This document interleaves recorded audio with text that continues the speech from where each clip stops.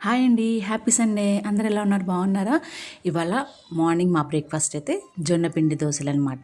నిన్న వీడియోలో చూపించాను కదండీ! జొన్నలైతే నానబెట్టేసుకున్నానండి. 3 గ్లాసులు జొన్నలకి 1 గ్లాసు మినపప్పు నానేసుకొని గ్రైండర్‌లో నిన్ననే పిండి వేసి పెట్టేసుకున్నా అండి. పొద్దున్నే లేవగానే దోస పిండి కోసం అయితే రెడీ చేసుకున్నాను. ఉప్పు అలాగే కొంచెం వాటర్ కలిపేసేసి కొంచెం జీలకర్ర కూడా వేసుకుంటా అండి పిండిలో నేను.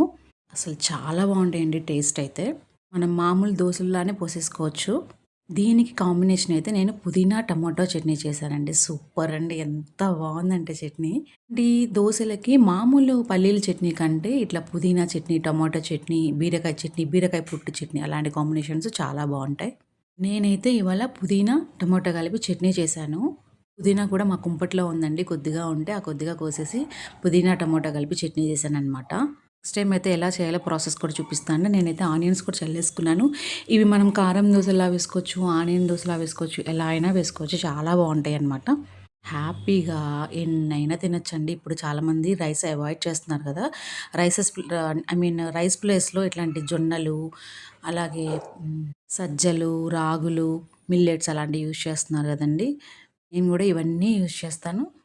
సండే అయినా సరే మాక్సిమం మార్నింగ్ అంటే డైలీ ఎలా ఏ టైంలో అయితే బ్రేక్‌ఫాస్ట్ అయిపోతుందో ఆ టైంలో అయితే కంప్లీట్ చేసేస్తానండి. ఇంక తర్వాత వాళ్ళ ఇష్టం ఏదైనా చేయని టైంకైతే నేను బ్రేక్‌ఫాస్ట్ పెట్టేస్తాను. నేను పుట్నాల చట్నీ కంటే కూడా ఎక్కువ నేను వెజిటబుల్స్‌తోనే చట్నీస్ ఎక్కువ చేస్తానండి. యాక్చువల్‌గా పాత వీడియోస్ చూసిన వాళ్ళకైతే ఐడియా ఉండే ఉంటుంది. చాలా వెరైటీస్ చేశాను. మళ్ళీ నేను వీడియోస్‌లో చూపిస్తానండి. ఇలా జొన్న పిండిలో ఆనియన్స్ వేసుకొని కాల్చేసుకొని ఇలా పుదీనా, టమాటా చట్నీతో తింటే అసలు టేస్ట్ అయితే అదుర్సండి. హెల్త్‌కి హెల్త్. అలాగే హెల్తీగా, టేస్టీగా, సాటిస్ఫాక్షన్‌గా బ్రేక్‌ఫాస్ట్ అయితే కంప్లీట్ చేయొచ్చండి. సూపర్ ఉంటుందండి.